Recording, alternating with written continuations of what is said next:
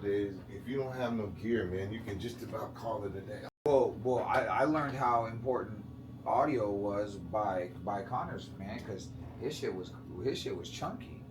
That I mean his quality, it sounded so great, and he was just filming off his phone. So I mean, it was your phone shoots 4K. This also does, but I mean, the audio was so important. This is the difference. So it's not just recording it and putting it on your YouTube and your shorts, but publishing it through a podcast, like Being Action on Apple Podcasts.